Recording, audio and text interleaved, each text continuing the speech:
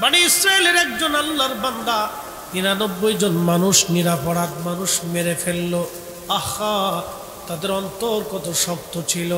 একটা কথা মনে করবেন, যারা মানুষ খুন করে আল্লাহ তাদের চোখ থেকে ঘুম কেড়ে নেয়। যারা মানুষ মারে আল্লাহ তাদের চোখ থেকে ঘুম কেড়ে নিয়ে যায়, তারা ঘুমাইতে পারে না। এই জন্য দেখবেন তারা নেশা করে। কি কথা কন না কেন? তারা নেশা করে। ভাইজান খুব মনোযোগ দেন। বর্তমানে পৃথিবীতে মানুষ আছে কয়শো কোটি? 800 কোটি। এই 800 কোটি মানুষের জন্য নিরাপত্তার জন্য সৈন্য আছে কত? বাংলাদেশের মতো একটা ছোট্ট দেশ, রিজার্ভ টিজার্ভ দিয়ে মনে করেন 5 থেকে 7 লক্ষ হবে। পুলিশ টুলিশ দিয়ে হারে হবে, এটা বিভিন্ন গোয়েন্দা বাহিনী ঠাই এসব 10 লক্ষ হবে। এরপরে আপনি ভারতে যদি যান, এরকম সব কিছু মিলিয়ে পুলিশ টুলিশ দিয়া গোয়েন্দা টোয়েন্দা দিয়া মিনিমাম হলো আপনার 50 লক্ষ হবে।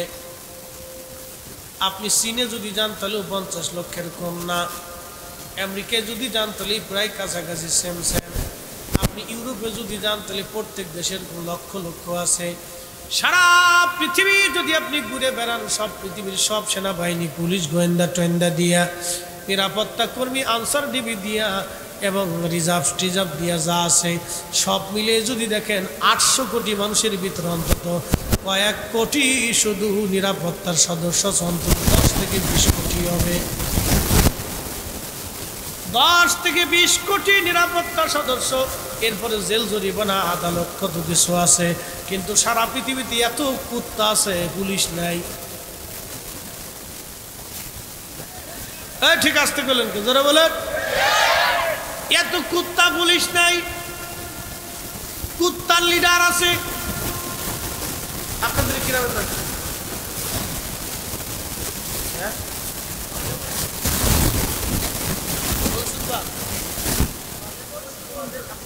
মনসুর বাদ হয়ে গেছে, বাদে মনসুর লেখছে। এই নাম কি যে একটা যন্ত্রণার ভিতরে করছে এরা, কিতা নাম লেখছে সারা দুনিয়া। এক এক গ্রামে এক এক কোয়ালিটির নাম। আমরা এলাকায় একটা গ্রামের নাম হচ্ছে 10,000, আর একটা গ্রামের নাম হচ্ছে গোরাদা। এই গোরাদার থেকে একজনের বউ পালায় চলে গেছে 10,000। এতে থানায় মামলা দিতে যায়, স্যার লেখেন গোরাদা থেকে বউ পালাইছে 10,000। চিন্তা করতে পারছেন? পুলিশ চাই দিছে, দারোগা সবকে বুঝে কোষ না বুঝে কোষ। স্যার বউ তো আমারটাই গেছে, আমারটা তোর গেছে না। লেখেন গোরাদা থেকে বউ ফলাইছে 10,000। কি একটা জ্বালা! দারোগা বুঝে কোষ না বুঝে, বুঝেই তো করতেছি। কই এক গ্রাম থেকে 10,000 বউ চলে গেল, কেউ দেখে না। স্যার গ্রামের নাম 10,000, তো তা তো কবি গ্রামের নাম 10,000। বাদ মনসুর বাদ হয়ে গেছে। আচ্ছা যাক, আগের যুগের মানুষের কাম কাজ এইগুলা বিরাট বেজাল্য কাজ। দেখবেন রাস্তা এরকম এরকম এরকম এরকম এরকম বেজাল্য লোক ছিল। রাস্তা এরকম বেশি এরকম এরকম, বুঝবেন এলাকায় ভেজাল আছে। কারণ কি? রাস্তা সোজাসুজি দিচ্ছে না, আমার জমি নিয়ে হেঁটে লইতে। আর কি করবো? তাই এখান তো দূর দেখ, উনি আমার তার মানে এলাকার ওই আগে যারা ছিল খুব নেটামাজ ভেজাল্য লোক ছিল এরকম। কি যে একটা মহা মুশকিল, মুশকিলের কোনো শেষ নেই। খুব মনোযোগ দিন। এত কুত্তা কিন্তু পুলিশ নাই। বাদে মনসুরের উত্তর পাড়ার কুত্তার ও দক্ষিণ পাড়ার কুত্তার গ্রুপ আছে। একে এই পাশে এক গ্রুপের এখানে লিডার আছে, এই পাশে এক গ্রুপের লিডার আছে। দেখবেন মারামারি হয়, দুই গ্রুপের বিরাট বড় যুদ্ধ হয়। লাঠালাঠি, গুতাগুতি, ফালাফালি, লাফালাফি, কামড়া কামড়ি, কিন্তু রক্ত বেরোয় না। কি কথা কন না কেন? অন্তত সপ্তাহে 2-4 বার তো হয় বিরাট যুদ্ধ।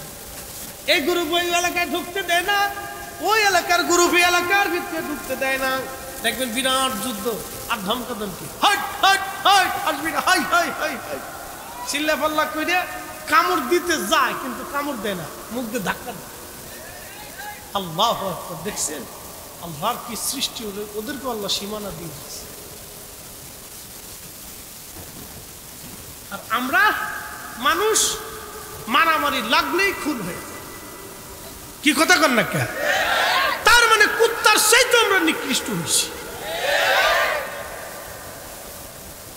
জীবনে দেখছেন গরু গরু মারামারি করে মার্ডার করছে, দেখেন মানুষ মানুষ মারামারি করে মার্ডার। কোরআন বলতেছে মান কতালা নাফসান বিগাইরি নাফসিন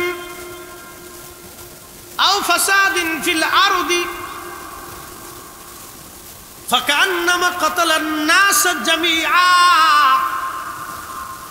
মানুষ জাতি, এক মানুষ আর এক মানুষকে তোমরা নিরাপরাধ মানুষকে যদি মারো, হিন্দু না বৌদ্ধ, খ্রিস্টান না নাসারা, কোরআন এটা বলে নাই তুমি যে কোনো মানুষকে যদি মানুষের নিরাপরাধ, যে কোনো নিরাপরাধ তুমি মানুষ যদি হত্যা করো, কোরআন বলে তামাম দুনিয়ার মানুষ মেরে ফেললে যে অপরাধ, একজন নিরাপরাধ মানুষ মেরে ফেললে সেই অপরাধ।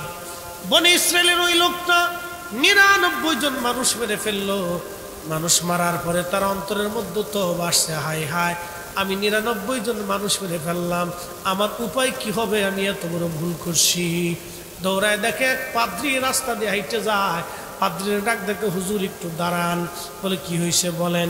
আমি 99 জন মানুষ মারছি, এরকম নিরাপরাধী, এরকম এরকম করে হত্যা করে জঘন্যভাবে।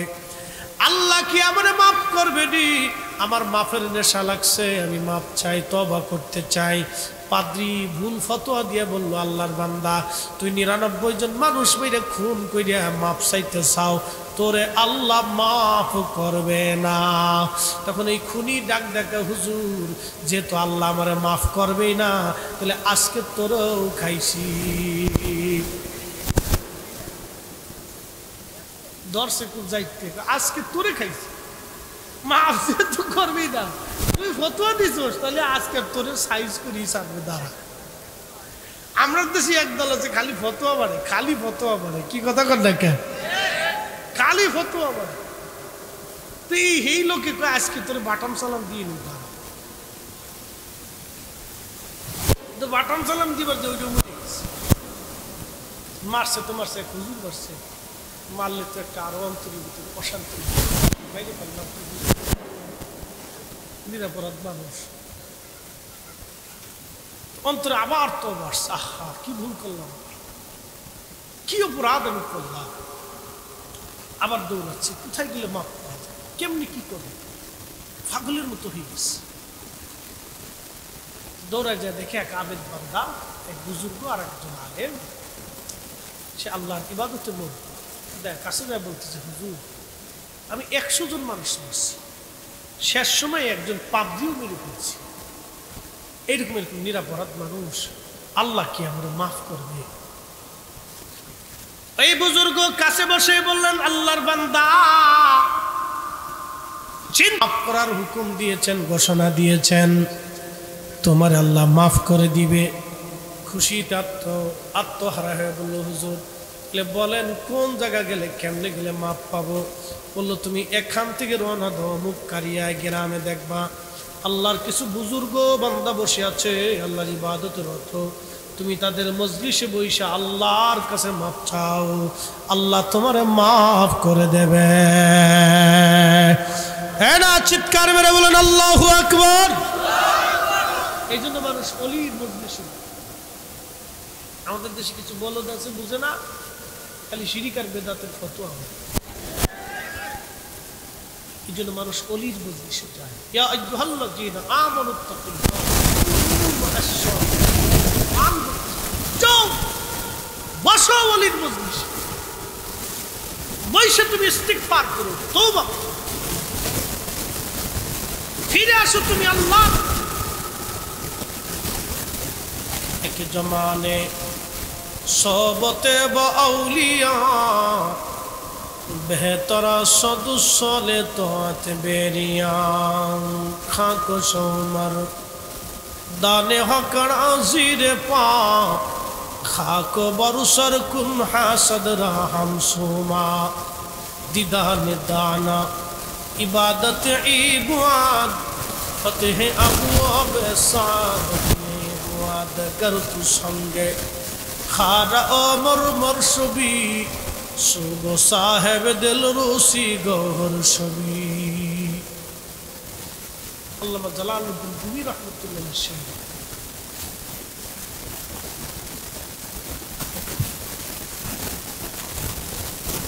हाजिरीन चले रवाना करছি ডাকাত ওই বুজুর্গ অলির বাড়ির দিকে রওনা দৌড়াচ্ছে ঊর্ধ্ব শশী দৌড়ায় কিন্তু মরণ তার পিছে পিছে ও তোর পিছে পিছে ঘুরছে সমন কোন দিন জানি তোর হয় সমন জারি দেখ না মন ঝাঁক মারি দুনিয়াদারি ভাই বন্ধু আপন জনা সঙ্গে তোমার কেউ যাবে না রে ও তোর খালি হাতে একা পথে যাইতে হবে মন বেরি বেটা এই কথাগুলো খুব সুন্দর লাগছে আরো কিছু কথা আছে যেগুলি শরীয়তে চলে না সমস্যা আছে কথাটা এগুলো সুন্দর বন্ধু খুব মনোযোগ দিয়ে হাজিরিন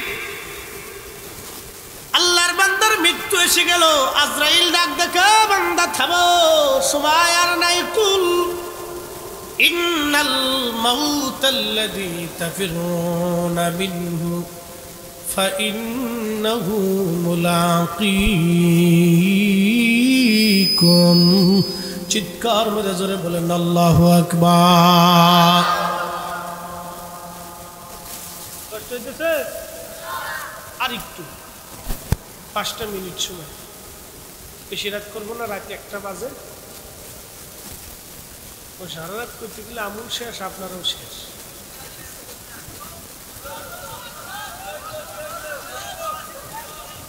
চলবো চলবো সালাম অসুবিধা নেই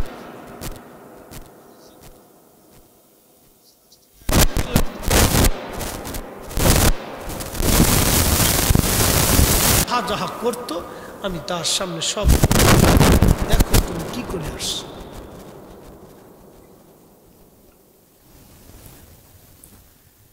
মৃত্যু এসে গেল আল্লাহর বান্দার জান কবজ করে রব নিয়ে গেল 2 দল ফেরেশতা আসছে জাহান্নামী জান্নাতি 2 দল ফেরেশতা 2 পাশে দাঁড়ায় ঝগড়া শুরু করছে আমরা তারে জান্নাতে নেব আমরা তারে জাহান্নামে নিয়ে যাব না সে তওবা করার জন্য রওনা দিছে কিন্তু তওবা করতে পারে নাই তাতে কি হবে রওনা তো দিছে আমরা তারে জান্নাতে নিয়ে যাব জাহান্নামীরা কয় কেমনে নিবার চাও তোমরা জান্নাতে ও তো তওবা করে নাই আমরা তারে জাহান্নামে নিয়ে যাব 2 দল ফেরেশতার ঝগড়া লেগে গেল বদানুবাদ তর্ক বিতর্ক একসাথে বলবেন আল্লাহু আকবার আল্লাহ বলেন ফেরেশতা তুমি যাও তাদের মধ্যে মীমাংসা করে দিয়ে আসো আরেকজন ফেরেশতা এসে বলতেছে আল্লাহর বান্দারা ফেরেশতারা তোমরা কি নিয়ে ঝগড়া করো ফেরেশতারা বলে দেখো এই বান্দা তওবা করার জন্য অমুক বুজুর্গের ওখান থেকে রওনা দিয়া ওই কারিয়ার বুজুর্গদের কাছে যাওয়ার রওনা করছিল কিন্তু পথেই সে মারা গেছে এই জন্য আমরা তারে জান্নাতে নিয়ে যাব জাহান্নামী ফেরেশতারা কয় না সে তো যাইতে পারে না এই জন্য জাহান্নামে নিয়ে যাব ফেরেশতা ডাক দেখে তুমি রাস্তা মাইপে দেখা সে যদি অর্ধেক সীমানার পিছনে পড়ে যায় তাহলে তাকে জাহান্নামে নিয়ে যাও আর অর্ধেক সীমানার সামনে যদি জান্নাতে নিয়ে যাও ফেরেশতারা রাস্তা মাপ দিয়ে দেখলো সে অর্ধেকের পিছনে পড়ে যায় একটা দেওয়া আর একটা রেওয়ায়েতের মধ্যে আসছে রাস্তা মাপ দেওয়ার পরে সে অর্ধেকের সামনে চলে যায়, ফেরেশতারা ডাক দেখো আল্লাহ সামনে কেমনে চলে গেল, সে তো পিছে পড়ে যাওয়ার কথা। আল্লাহ ডাক দে বলে না ফেরেশতারা শোনো, আমার বান্দা তওবা করে নাই, অথবা তওবা করার অন্তরের ইরাদা নিয়ে ইচ্ছা নিয়ে রওনা হয়েছে আমার বুজুর্গের বাড়ির দিকে, আমার অলির বাড়ির দিকে। রে ফেরেশতারা শোন, আমি মালিক, আমি আল্লাহ, দয়া পরবশ হইয়া 100 খুনের গুনাহ, 100 খুনের গুনাহ, 100 মার্ডারের গুনাহ আমি রব তারে মাফ করে দিছি। একসাথে জোরে বলেন তো আল্লাহু আকবার। তাহলে মাফ হবে? আস্তে কোনকে মাফ হবে? মাফ হবে? মাপ পাওয়ার বাসনা থাকলে সে হবে, কথা ঠিক কি না? মাপ পাওয়ার ইচ্ছা থাকতে হবে, মালিকের দরবারে তওবা করতে হবে, আল্লাহর কাছে রুনাজারি করতে হবে, আল্লাহ মাফ করে দে। এই যে বরাতের রাত্রে মানুষ আল্লাহর কাছে কান্নাকাটি করে না? একদল আসে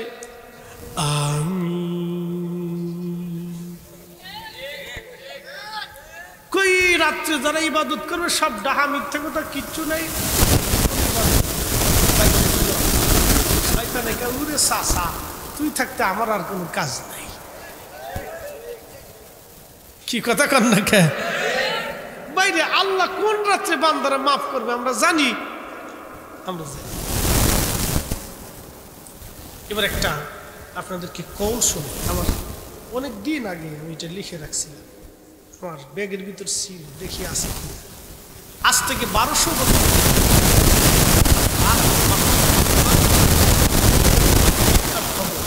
ইমাম ফাকির 1200 বছর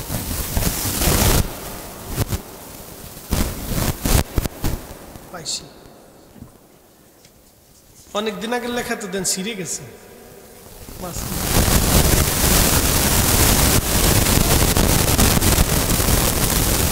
থেকে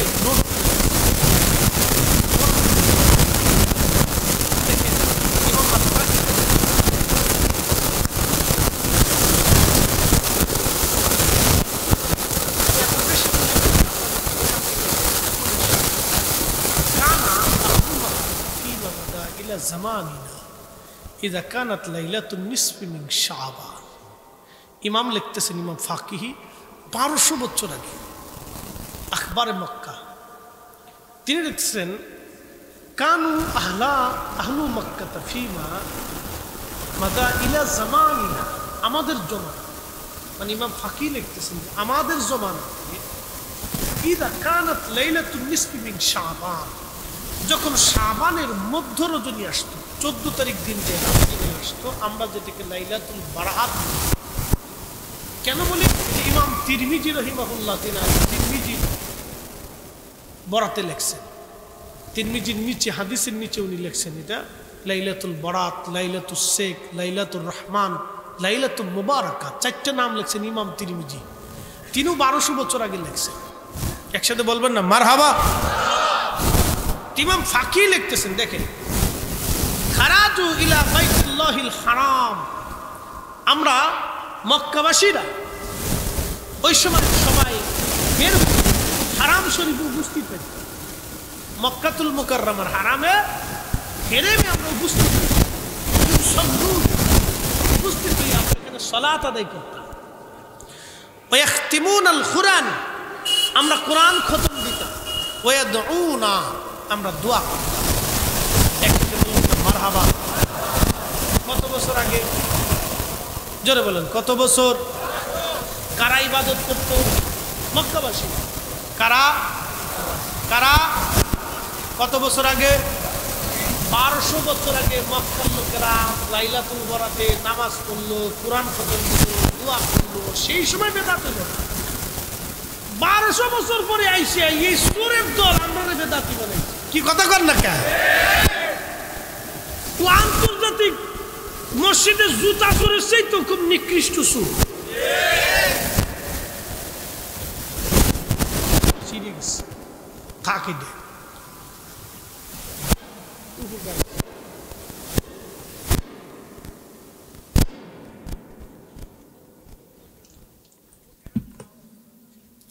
কি চমৎকার একটা তথ্য দেখছেন, দিলের শান্তি লাগতেছে না? তাহলে বুঝা গেল আমরা হকের উপরে আছি। কথা কর না কে? ওরা যারা আমরা এখান থেকে মাহরুম করতে চায়, এই সব কয়টা শয়তানের দালাল।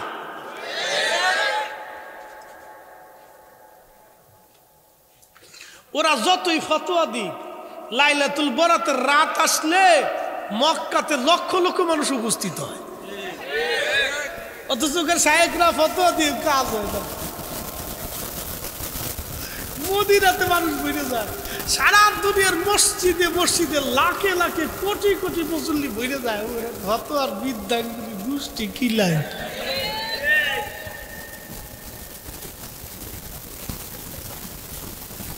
আল্লাহু আকবার। বুঝতে হবে হক তো হকই থাকে। জাল হক ওয়া জাহাকাল বাতিল ইন্নাল বাতিলা কানা জাহুকা। সত্য সত্য টিকেই থাকে, মিথ্যার সাময়িক বিজয় হলেও ওটা মিসমার হয়ে যায়। কথা কর না কে? ঠিক কিনা? সাময়িক বিজয় হলেও ওটা মিসমার হয়ে যায়। সত্য টিকে থাকবেই আদতমা কাল। প্রিয় কুলাউড়াবাসী, খুব মনোযোগ দিয়ে শুনে যান। আল্লাহ ডাক দিয়ে বলেন, ফেরেশতারা রে, আমি আমার এই বান্দার মায়া পরবশী জীবনের সব গুনাহ মাফ করে দিয়েছি। তোমরা তাকে জান্নাতে নিয়ে চলে আসো, আমি মালিক তারে মাফ করে দিলাম। আমি শুনাইয়া শেষ করতেছি। শয়তান বেশি লইতাম, শয়তান বিরাট দুস্তু ফাইলে একবার আর শেষ করে দিব আপনারে। শয়তান কোথার থেকে তৈরি হলো দেখেন। আদম আলাইহিস সালামের সাথে দুশ্মনী কইরা আল্লাহ থেকে বিদায় দিল। তো বিদায় যখন নেয় তখন আল্লাহরে কয়, আল্লাহ আমি যে 7, 8, 9 লক্ষ বছর ধরে ইবাদত করছি, তা আমার ইবাদতের বিনিময়ে কি কিছু আমি পাই না? কহ পাও, তো কি চাও? শয়তান যদি তখনও কয়, আল্লাহ আমার ভুল হয়েছে, আমার এর বিনিময়ে মাফ করে দেন, তাইলে কিন্তু আল্লাহরে মাফ করে দেয়। শয়তান তো শয়তানি। আমার 3টে দিন বলে কি? 1 নম্বর, কিয়ামত পর্যন্ত হায়াত দিবা, আল্লাহকে দিলাম। আর কি? বলে আল্লাহ আমাকে তাম পৃথিবী তাসরুফ করার ক্ষমতা দাও, আল্লাহ বলেন তাও দিলাম। আর কি? বলে বান্দার রগের শিরার ভিতর দিয়ে ঢুকে কালবের মধ্যে বসে আমি ধোঁকা দিব, এই শক্তি তুমি আমারে দাও। আল্লাহ বললেন তাও দিলাম। কি করবি? বলতেছে আল্লাহ তোর বান্দার কালবের মধ্যে বসে আমি ধোঁকা দেব, গুনাহ করাবো, অপরাধ করাবো, নামাজ কাজা করাবো, রোজা কাজা করাবো, ওকাম কুকাম করাবো, গুনাহ খাতা করে এসব জাহান্নামে পড়াবো। এই আল্লাহ তোমার ইজ্জত জালালের কসম করে বলতেছি, তোর একটা বান্দাও বেহেশতে ঢুকতে দেব না। শয়তান আল্লাহকে চ্যালেঞ্জ দিয়ে বলতেছে, এই আল্লাহ তোর ইজ্জত জালালের কসম করতেছি, যেই মানব জাতির জন্য আমি বিতাড়িত হয়েছি ওই মানব জাতিকে আমি বেহেশতে ঢুকতে দেব না। আল্লাহ রাব্বুল আলামিন ধমক দিয়ে বলেন, এই শয়তান তোর শুনে রাখ, আমি মালিক, আমার ইজ্জত জালালের কসম করে বলতেছি, আমার বান্দাকে তুই গুনাহ করাবি, আমার বান্দা আমার কাছে তওবা করবে, মাফ চাইতে দেরি হবে, আমি তাকে মাফ করতে দেরি করব না। আরো জোরে চিৎকার মেরে বলেন আল্লাহু আকবার।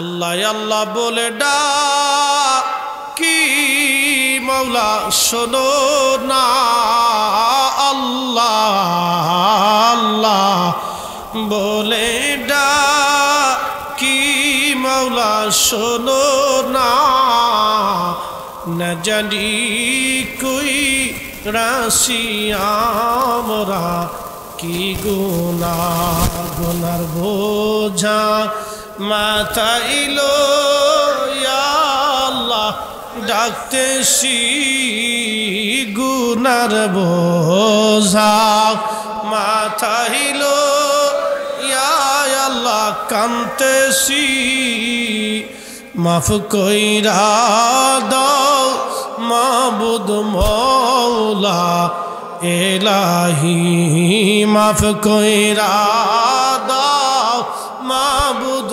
মৌলা এলাহি। আহা, মালিক আমাদেরকে ক্ষমার ঘোষণা দিছে, অতএব চিন্তিত হবেন না, অধিক পরিমাণে ইস্তিগফার করবেন। একটা কথা, একটা আমল আপনাদেরকে শিখে যাই, অধিক পরিমাণে ইস্তিগফার করবেন, আপনার দিলের প্রশান্তি আসবে, অন্তরের শান্তি আসবে, শরীর পাতলা হয়ে যাবে। কিয়ামতের ময়দানে বলতে পারবেন, আল্লাহ আমি তো মাফ চাইছিলাম, তুমি তো দয়ার সাগর, ক্ষমার ঘোষণা দিছিলে, সুযোগ নিয়ে যাবে। বুঝতে পারছেন? আর যদি মাফ সাফ না চান তো কিছু তো কইতে পারবেন না কিয়ামতের মাঠে। অধিক পরিমাণে ইস্তিগফার। এই জন্য আল্লাহ রাসূল বলতেন, উম্মত রে আমি প্রত্যেক দিন 70 বার ইস্তিগফার করি। নবীর জীবনে কিন্তু কোনো গুনাহ নাই, গুনাহ আছে, কোনো অপরাধ ছিল না, তারপরেও আল্লাহর কাছে ইস্তিগফার করতেন। কারণ কি? এটা আল্লাহর সাথে তার একটা প্রেমের সম্পর্ক ছিল। তো নবীজি যদি 70 বার করতে পারে, তাহলে আমরাও এরকম 70 বারের মতো আমাদের করা উচিত। ইয়া রব, ভুল হয়ে গেছে, আল্লাহ আস্তাগফিরুল্লাহ রাব্বি আস্তাগফিরুল্লাহ রাব্বি আস্তাগফিরুল্লাহ রাব্বি আস্তাগফিরুল্লাহ ইন্নাল্লাহ গফুরুর রহিম। ইস্তিগফার করবেন আল্লাহর কাছে, আল্লাহ ভুল হয়ে গেছে, অপরাধ হয়ে গেছে, মাফ করে দেন। এই জন্য আমাদের এই সিলেটে আপনাদের একটা দিক আমার কাছে খুব ভালো লাগে, আপনারা অধিক দোয়া কামনা করেন। ওলামা একরাম গেলে, বাড়িতে গেলে দোয়া করান, হুজুর একটু দোয়া করে দেন, সাহেব একটু দোয়া করে দেন, অথবা যেখানে হোক সাহেব একটু দোয়া করে দেন। এই যে দোয়ার সময় তো একটু না একটু হয়, রব্বানা যালামনা আনফুসানা ওয়াইল্লাম তাগফির লানা, হে রব আমরা তো আমাদের নফসের সাথে জুলুম করছি, আপনি আমাদের মাফ করে দেন। দোয়ার ভিতরে আল্লাহর কাছে বান্দা ক্ষমা চায় না, ক্ষমা চায়। এটা অনেক ভালো একটা দিক। আমরা বিশ্ব জাকের মঞ্জিলেও এই দিকটাও আমার কাছে খুব ভালো লাগছে। প্রত্যেক নামাজে, নফল নামাজের পরে, ফাতিহার পরে দোয়া হয়, ইয়া আল্লাহ আপনি মাফ করে দেন, মুরব্বীরা যারা কবরে গেছে তাদেরকে মাফ করে দেন, পূর্ববর্তী বুজুর্গরা যারা কবরে গেছে তাদের কবরে হাদিয়া পাঠান, আমাদের পক্ষ থেকে কিছু নজরানা হাদিয়া তাদের কাছে পাঠান, আমাদেরকে মাফ করে দেন। এগুলো একটা ভালো দিক। বুঝতে পারছেন? যারা বেদাত খুঁজে তাদের চোখে সমস্যা না হয়, অন্তরের সমস্যা। কথা কোন ঠিক কিনা? বান্দার দায়িত্ব হচ্ছে আল্লাহর কাছে ক্ষমা চাওয়া, ক্ষমা করা আল্লাহর কাজ। আল্লাহ ক্ষমাকে ভালোবাসেন। আজকে একটা হাদিস আপনাদেরকে শোনে, এটা গোপন হাদিস, বলা ঠিক না, সহিহ মুসলিমের একটা হাদিস। আল্লাহ রসুল নবীজি বলতেছে, ও আমার উম্মতেরা, তোমরা যদি গুনাহ না করতে তো আল্লাহ একটা তোমাদেরকে ধ্বংস করি, আল্লাহ আর একটা জাতি বানায় গুনাহ করে আল্লাহ মাফ করত, গুনাহ করাইয়া আল্লাহ মাফ করাইতো। এর অর্থ হচ্ছে, তার মানে এটা না আল্লাহ আপনারা গুনাহ করবেন আল্লাহ এটা চায় না, কিন্তু আল্লাহ ক্ষমা করাটাকে ভালোবাসে, এই হাদিস থেকে বোঝানো হয়েছে। কথা কেন ঠিক কিনা? তো ক্ষমা করাটাকে ভালোবাসে কে? আল্লাহ। ক্ষমা করতে চায়, বান্দা ক্ষমা নিতে চায় না। এই জন্য অধিক পরিমাণে দোয়া, ক্ষমা, এটা আমাদের চাওয়া উচিত। আমরা মাটির মানুষ, আল্লাহ আমাদেরকে দুনিয়াতে পাঠাইছে, আজ আছি কালকে নাই, কখন কবরে চলে যাব আমরা জানি না। বাবাজি, এসে আল্লাহকে অনুসন্ধান করা উচিত। লাস্টে একটা গজল শোনাই। চার রঙের মশলা দিয়া যে কইরাছে তোর গঠন, চার রঙের মশলা দিয়া আগুন, পানি, মাটি, বাতাস।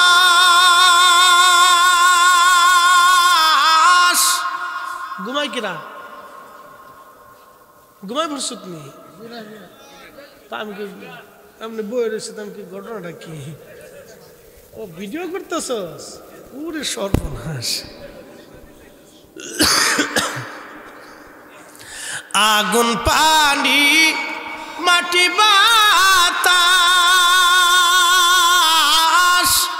একযোগে করিয়া প্রকাশ দেখিলি না তুই কইরা তালাশ ওরে দেখিলি না তুই কইরা তালাশ কোন জায়গা সে মহাজন চার রঙের মশলা দিয়া যে কইরাছি তোর গঠন চার রঙের মশলা দিয়া আগুন পানি মাটি বাতাস একই যোগে করিয়া প্রকাশ দেখিলি না তুই কইরা তালাশ ওরে দেখিলি না তুই কইরা তালাশ কোন জায়গা সে মহাজন চার রঙের মশলা দিয়া যে কইরাছি তোর গঠন চার রঙের মশলা দিয়া মানুষকে আল্লাহ আগুন পানি মাটি বাতাস চারটে পদার্থ দিয়ে তৈরি করছে দেহের ভিতরে মাটির অংশ আছে পানির অংশ আছে আগুনের অংশ আছে তাপমাত্রা যত শীতই পড়ুক মানুষের শরীরটাকে আল্লাহ গরম করে রাখে ঠিক কি না মাটি ঠান্ডা হয় গাছ ঠান্ডা হয়ে যায় বিল্ডিং ঠান্ডা হয়ে যায় কিন্তু মানুষের শরীরের ভিতরটাকে আল্লাহ গরম করে এই গরম আবার বাতাস নিঃশ্বাস বাতাস যায় আসে এই জন্য কবি লিখছেন খাসার ভিতর অচিন পাখি কেমনে আসে যায়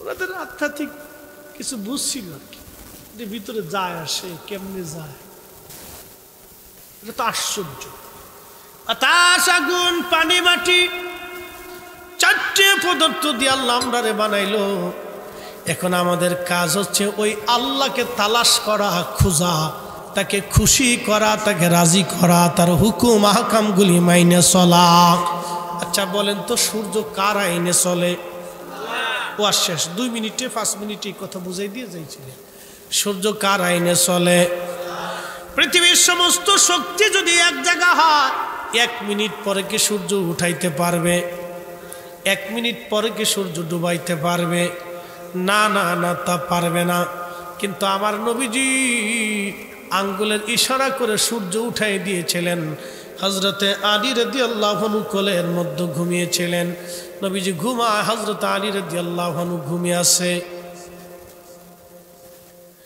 আলীর কোলে নবী ঘুমায় হযরত আলীর সাহস হলো না নবীর ঘুম থেকে জাগাইতে নবীজি বলেন আলী রে তুমি কি আসর পড়ছো আলী বলি ইয়া রাসূলুল্লাহ না বলে আমার কেন জাগাও নাই বলে আমার সাহস হয় নাই নবীর ঘুমে ব্যাঘাত ঘটানো আল্লাহ নবীজি সূর্যটাকে ডাক দিলেন সূর্য আবার উঠিয়া আসরের রক্ত হয়ে গেল একবার জোরে বলা যাবে কি আল্লাহু আকবার সূর্য কার আইনে চলে আল্লাহর আইনে সূর্য চলে চাঁদ কার আইনে চলে শীত চলে যায় গ্রীষ্মকাল বসন্তকাল আসতেছে বসন্ত যাওয়ার পরে গ্রীষ্মকাল আসবে গ্রীষ্ম চলে গেলে বর্ষা আসবে বর্ষা চলে গেলে হেমন্ত আসবে হেমন্ত চলে গেলে শরৎকাল আসবে বলেন এই কালের পরিবর্তন কি আমাদের ইশারায় না আল্লাহর হুকুমে তাহলে কালো আল্লাহর আইন মানে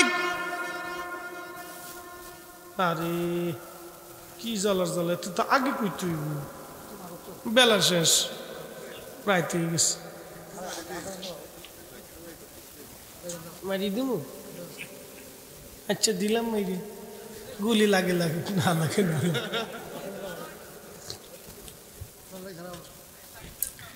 হা শেষে কালকের বেড়ার আছে কে দেব কালকে 3 তারপরের দিনও 3 তারপরের দিন বগুড়া কইরে ঢাকায় এসে জুমা পড়ে দরবারে চলে যায় আমাদের দরবার শরীফে অনুষ্ঠান উরুস শরীফ দেশ বিদেশ থেকে লক্ষ লক্ষ মানুষ আসবে। ওরা মেনটেন্স ওলামায়ে কেরামের নামাজ রোজা ওয়াজ নসিহত তালিম তরবিয়ত আমাদের 2-3 জনের উপরে, তার ভিতরে আমার মরে গেলেও থাকতেই কি চালার